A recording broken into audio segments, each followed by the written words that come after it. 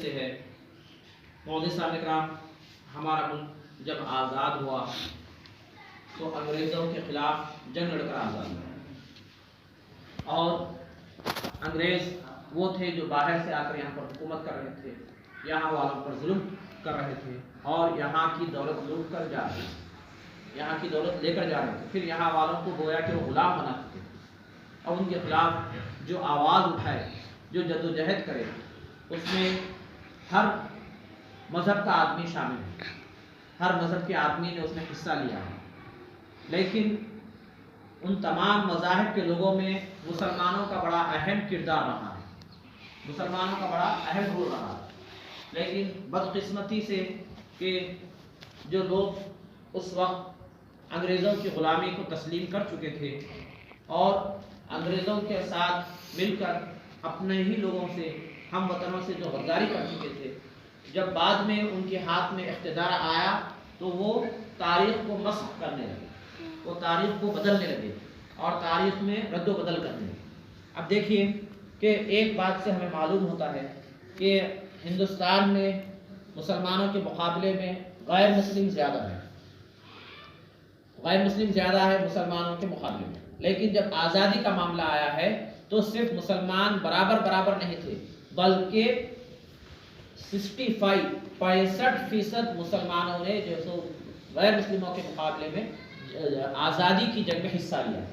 اب اس کی مثال، اس کا ثبوت کیا ہے؟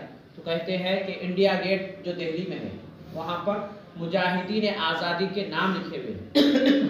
انڈیا گیٹ دہلی میں جو انڈیا گیٹ ہے، وہاں پر مجاہدین آزادی کے نام لکھے ہوئے ہیں، اور کتنے لکھے ہوئے ہیں؟ 95,000 95,000 جو سو مجاہدین آزادی کے نام لکھے ہوئے ہیں۔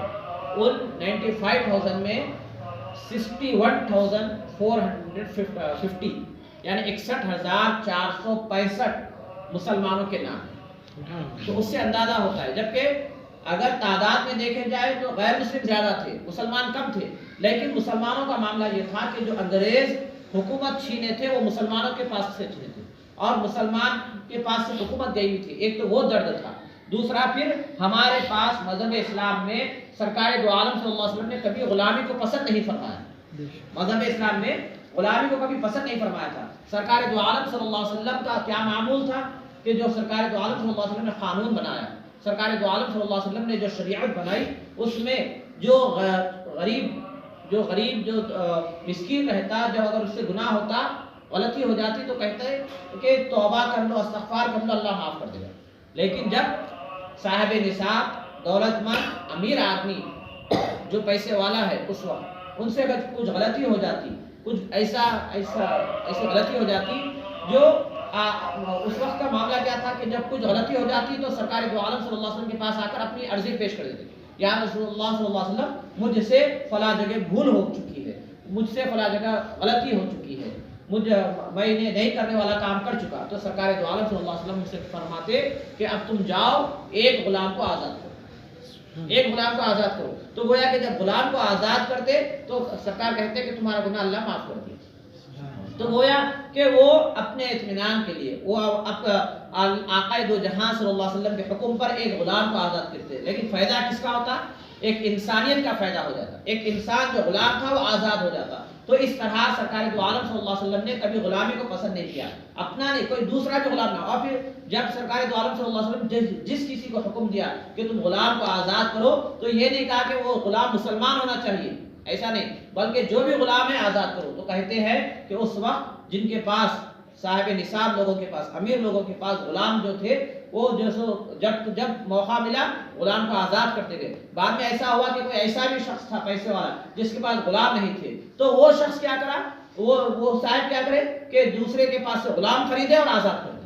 تو اس طرح سے مذہب اسلام نے تعلیم دی، اس طرح سے مذہب اسلام نے جو سو رہنمائی کی انسانیت کے لیے کہ جو سو غلاموں کو آزاد کیا۔ اسی لیے کبھی مسلمانوں نے غلامی کو پسند نہیں کیا۔ تو اب جو انگریز تھے وہ غلام بنا رہے تھے، تو ان انگریزوں کے خلاف جو جنگ میں جو حصہ لیے، اس میں زیادہ تعداد مسلمانوں کی تھی، زیادہ تعداد مسلمانوں کی تھی۔ اور پھر اس کے بعد مولوی صاحب اکرام جو مشہور شخصیت ہے، جنہیں ہم گاندھی جی کے نام سے یاد کرتے ہیں، گاندھی جی کے نام سے یاد کرتے ہیں، انہوں نے ایک تحریک چلائی تھی، گاندھی جی نے ایک تحریک چلائی تھی، کس کے خلاف؟ شراب کے خلاف، شراب کے کمپنیوں کے خلاف، شراب کے دکان کے خلاف. اور اس وقت وہ شراب کے دکانیں کیا تھے؟ انگریزوں کے تھے. اعلیٰ قسم کے الگ الگ قسم کے شراب وہ لاتے اور ہندوستانیوں کو پلاتے اور انہیں بے بس کر دیتے، انہیں اس کے عادی کر دیتے، مجبور کر دیتے، گویا کہ شراب کے عادی کر کے وہ لاچار کر دیتے اس طرح سے. تو گاندھی جی نے دیکھ لیا کہ ہاں اب جو ہندوستانی جو مصیبت میں پھنسے ہوئے، ہندوستانی جو دلدل میں پھنسے ہوئے ہیں، اس دلدل سے نکالنا ہے تو کیا کرنا ہے؟ شراب کے خلاف شراب کو بند کرانا. تو شراب کو اب ظاہر سی بات ہے کہ ہمارے پاس مسلمانوں کے پاس تو شراب حرام ہے، ہم شراب کو ہاتھ نہیں لگاتے اور ہمیں شراب سے واسطہ بھی نہیں. اور اللہ کا احسان ہے آج بھی آپ اور ہم دیکھتے ہیں کہ جمعہ کی رات، ہفتے کی رات روڈوں پہ پولیس والے ٹھہرے ہوئے رہتے، روک کر ایک ایک کو چیک کرتے، ان کے پاس کچھ آلہ رہتا ہے اسے چیک کرتے. اور اللہ کا اتنا بڑا احسان، اتنا بڑا کرم ہے کہ کبھی وہ مسلمان کو روک کر چیک نہیں کرتے. ہم جیسے لوگوں کو تو کبھی اتفاق نہیں ہو. اکثر جمعہ کی رات میں میرا باہر جانا ہوتا اور اکثر تارناکے کے پاس پولیس والے رہتے اور ہمارے کو دیکھتے ہی جیسے خاموش ہو جاتے. ہمارا کوئی بھی مسلمان ہے تو وہ یقین ہے، وہ جو بھی مذہب کا ہو، یقین ہے کہ مسلمان کبھی شراب کو ہاتھ نہیں لگاتا، اتنا تک یقین ہے. اور پھر دوسروں کو دور دور سے روک کے چیک کرتے، ان کو دیکھتے کہ ہے یا نہیں. تو اس طرح تو اس وقت بھی مسلمان شراب سے دور تھے. لیکن گاندھی جی نے جو تحریک شروع کی تھی شراب کے خلاف، شراب کی دکانوں اور شراب کے کمپنیوں کے خلاف، تو کوئی ساتھ نہیں دیا سوائے 19 لوگوں کے. صرف 19 لوگ ان کا ساتھ دیے اور پھر ان 19 لوگوں میں 10 مسلمان تھے. ان 19 لوگوں میں 10 مسلمان تھے. کیوں؟ کہ اس لیے کہ آزادی کا مزہ مسلمانوں کو معلوم تھا اور حکومت مسلمانوں کے ہاتھ میں تھی اور حکومت کیے تھے مسلمان. اور پھر اس کے بعد مولوی صاحب نے کہا جب سبھاش چندر بوس انڈین آرمی کے نام سے ایک آرمی بنائی تو اس انڈین آرمی کے جو بڑے عہدیدار تھے اس میں 5 مسلمان تھے. اور پھر اس انڈین آرمی کو ترقی دینے میں ایک مسلمان شخص نے اس وقت، آج نہیں، اس وقت جو ہے 1 کروڑ کا عطیہ دیا. تو اس کے بعد وہ آرمی بنی اور انگریزوں کے خلاف انہوں نے لڑا. اور پھر اس کے بعد حیدر علی ٹیپو سلطان کے بارے میں تو معلوم ہی ہے کہ وہ 1780 اور 1790 کے بیچ میں انگریزوں کو جو کمزور کیا، انگریزوں کے دل میں ہندوستانیوں کا جو ڈر بٹھایا، یہ دو ہی باپ بیٹے تھے، حیدر علی اور ٹیپو سلطان، جنہوں نے انگریزوں کے حکومتوں کو ہلا کے چھوڑ دیا اور انہیں کمزور کر دیا تھا اور ان کے دل و دماغ میں ایک ہیبت بٹھا دی تھی. اور ویسے ہی اگر مجاہدین آزادی میں جو پہلے شخص جو شہید ہوئے آزادی کے لیے، وہ کون ہے؟ وہ اشفاق اللہ ہے. وہ اشفاق اللہ ہے جنہوں نے پھانسی پر چڑھ گئے. وجہ کیا تھی؟ انگریزوں کے خلاف انہوں نے سازش کی تھی اور انگریزوں نے پھانسی دے دی. اور اس وقت ان کی عمر کتنی تھی؟ صرف 27 سال ان کی عمر تھی. 27 سال میں انہوں نے موت کو گلے لگا لیا. وجہ آزادی کے لیے. اور پھر اس کے بعد مولوی صاحب نے کہا آپ اور ہم جانتے ہیں کہ جھانسی کی رانی وہ لڑی ہے. کس کے لیے لڑی ہے؟ وہ اپنے سوتیلے بیٹے یا منہ بولے بیٹے کے لیے، جیسو جنگ کے لیے، بادشاہ کے لیے لڑی ہے. یہ معلوم ہے، لیکن یہ بات نہیں معلوم ہے کہ جو پہلی خاتون جو انگریزوں کی حکومت کو ہلا کے رکھ دی، پہلی خاتون جو انگریزوں کو جو ناک میں دم کر دیا، وہ ہے حضرت بیگم محل، جنہوں نے جو انگریزوں کی ناک میں دم کر دیا اور انگریزوں نے ان سے شکست کھائی تھی. بیگم حضرت محل یہ پہلی خاتون ہے جو انگریزوں کے خلاف جو آواز اٹھائی اور جو انگریزوں کو جو بے بس کر دیا. تو مولوی صاحب نے کہا ایسے بہت سارے مسلمانوں کے رول رہے ہیں. اور پھر اس کے بعد مولوی صاحب نے کہا اگر دیکھا جائے تو جو اس وقت مسلمانوں میں جو علماء تھے، علماء نے بھی حصہ ادا کیا. ان علماء نے جو پھانسی کو پر چڑھ گئے، پھانسی کا پھندا اپنے گلے میں ڈال لیا. اور وجہ صرف آزادی کے لیے. دوسرے مذاہب والوں کو آزادی کا مزہ معلوم نہیں تھا، وہ پہلے سے غلامی کر رہے تھے اور پھر انہیں جو حکومت کا بھی مزہ معلوم نہیں تھا. حکومت ان کے پاس سے گئی تھی، اس لیے انہیں وہ درد، وہ تکلیف نہیں تھی. وہ تکلیف، وہ درد مسلمانوں کے پاس تھا. بس اتنا ہے کہ آج جو موجودہ دور ہے، اس دور میں غیر مسلم ہمارے برادران وطن کے دل و دماغ سے یہ بات ہٹائی جا رہی ہے کہ مسلمانوں کا کچھ حصہ آزادی میں نہیں تھا. اگر آزادی میں تھا تو انہوں نے اپنا حصہ لے لیا، پاکستان یا بنگلہ دیش انہوں نے اپنا حصہ لے لیا. جو جانے کا تھا وہ تو چلے گئے، جو جانے والے تھے وہ تو چلے گئے. لیکن ایک بات یہ جان لینی چاہیے کہ اس ملک میں صرف ہمارا آدھا نہیں یا پاؤ نہیں بلکہ 65% 65% آزادی میں مسلمانوں کا حصہ رہا ہے. جبکہ پھر مسلمان تعداد میں کم تھے، اور جو بھی اس وقت جدوجہد آزادی میں حصہ لیا اس میں زیادہ تر تعداد مسلمانوں کی تھی، اور یہ چیز سے ہم ناواقف ہیں، اور ہم یہی سمجھ رہے ہیں کہ دوسرے کو محنت کرے، دوسرے کوشش کرے، اور ہم آزاد فری سے سانس لے رہے ہیں، اور دوسرے جیسے محنت کرے ہم جیسے آزاد ہے ایسا نہیں، بلکہ ہمارے آبا و اجداد نے محنت کیا اور آزادی ہم کو دی، بس ہماری وتیرہ یہ ہے، ہماری پریشانی ہے کہ اس آزادی کو ہم سنبھال کے نہیں رکھ سکتے، یا ہماری آنے والی نسل کو ہم صحیح طریقے سے دے نہیں سک رہے۔ آج ہمارا ذہن کیسا ہو گیا ہے کہ بھائی آزادی کسے کہتے ہیں؟ بھائی آزادی یہ ہے کہ بھائی آپ مائک میں اذان کیوں دے رہے ہیں، دوسروں کو تکلیف ہوگی، یہ آزادی سمجھو کہ بھائی آپ اپنے اندر اذان دے دو، جبکہ یہ رول دوسروں کے لیے نہیں، ایسا رول نہیں۔ اگر کہیں درمیان میں مندر ہے تو وہ مندر چھوڑ دے، مسجد ہے تو بھائی کہیں کو بھائی بیچ میں ہٹا دو، مسجد کے پیپر آنی ہے تو ہٹا دو، یہ ہم اس کو آزادی سمجھو۔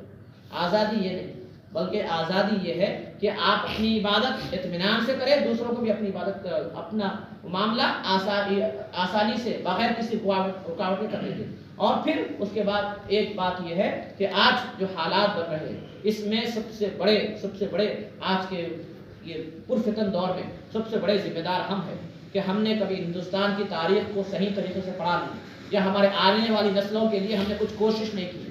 آج آپ ہم بتائیے کہ آج 26 جنوری تھی، 26 جنوری یوم جمہوریہ کا دن تھا، آج ہم نے ہندوستان کی تاریخ کیا پڑھی، کیا اس کے لیے کچھ کوشش کری، کیا کچھ اس میں ہم نے حصہ لیا، کیا ہمارے آنے والی نسل کے لیے ہم نے کچھ بتایا؟ نہیں بتایا۔ ہم تو جیسے وہی خواب کی دنیا میں ہے، وہی جیسے غفلت کی دنیا میں ہے، وہی بے فکر کی دنیا میں، ہم یہ نہیں سوچا کہ ہم آنے والی نسل کے لیے کیا دے رہے ہیں۔